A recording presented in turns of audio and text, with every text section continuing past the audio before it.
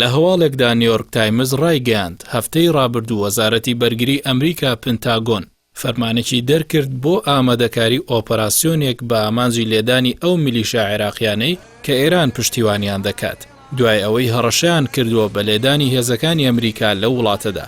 ڕۆژنامەکە لە زمانی فەرماندەی هێزەکانی ئەمریکا لە عێراق ژەنەڕاڵ ڕۆبەرت وایتەوە دەڵێت هەنگاوێکی لەو شێوەیە جەنگێکی خوێناوی بەدواوەیە و دەبێتە هۆکاری هەڵگرسانی جەنگیش لەگەڵ ئێران.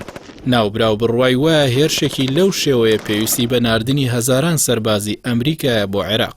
نیویۆرک تایمز ئاماژەی بەوە داوە کە مایک پۆمپیۆی وەزیری دەرەوە و هەندێ ئەندامی ئەنجومەنی ئەمنی قەومیش پشتیوانی هەنگاوی تاودانی لەو شێوەیە دژی ئێران دەکەن.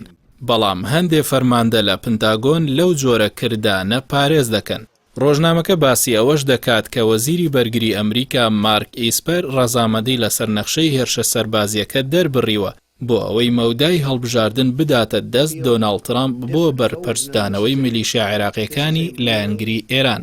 چاودێران بڕوایان وایە لەم کاتەدا کە ئەمریکا سەرگەرمی کشاندنەوەی هێزەکانیەتی لە ئەفغانستان و بە بیانی پەتای کۆرۆناوە چەندین هەزار سەربازی لە ناوچەکە بەگشتی و لە عێراق بە تایبەتی کشاندوتەوە و سەربازگە استراتیژیەکانیشی لە قائیم و گیارە و کەیوان ڕاددەستی هێزە عێراقیەکان کردووەتەوە.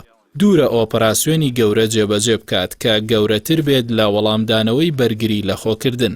ڕۆبرت فیسکی ڕۆژنامەنووسی بەریتانی شارەزا لە سیاسەت و ڕووداوەکانی خۆرهەڵاتی ناوەڕاست لەبارەی ئەم قۆناغەی کە ئەمریکای تێدایە لە وتارێکدا کە ڕۆژنامەی ئیندپێندنت بڵاوی کردوێتەوە دەڵێت لە بیرمان ناچێتەوە کە لە دوای ڕووداوی 11 سێپتەمبەر جومۆری سکرتێری تۆنی بلێر ڕایگەیاند ئەمڕۆ ڕۆژێکی زۆر باشە بۆ ئەوەی لە شەڕی هەر شتێک کە نامانەوێت خۆمان ڕزگار بکەین. بۆیە دۆناڵد ترامپیش لەم کاتەدا بە هەمان شێوە بیر دەکاتەوە.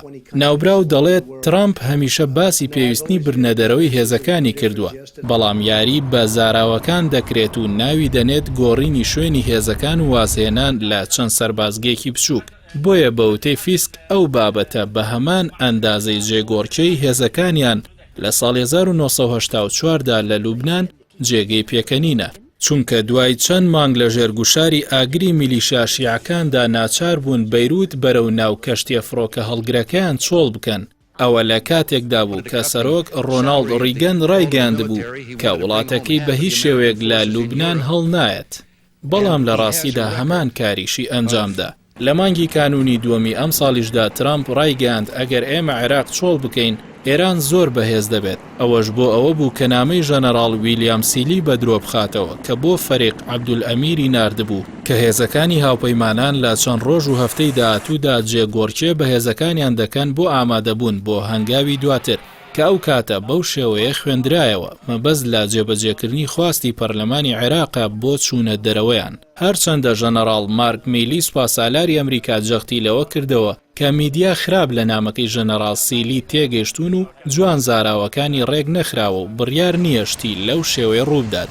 بەڵام لە ڕاستیدا مەبەستی نامەکە ڕازگۆیانە بوو نەک هەر زاراوەکانی جوان ڕێکخرابوون بەڵکو زۆر ڕۆشنیش بوون.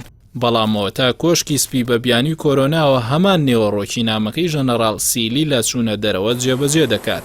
ڕۆبرت فیسک بڕوای وایە لەم کاتەدا کە ترامپ پێویستی بە هەر شتێکی ئەرێنیە بۆ کەمپینی هەڵبژاردنەکەی تەنانەت ئامادە نەبوو زیانەکانی موشکبارانی سەربازگەی عینولئەسەد باز بکات و دواتر بەسەر ئێشەیەکی سووکی ناوبرد دوورە خۆی تووشی شەڕێک بکات کە کەس ناتوانێت پێشبینی ئاکامەکانی بکات.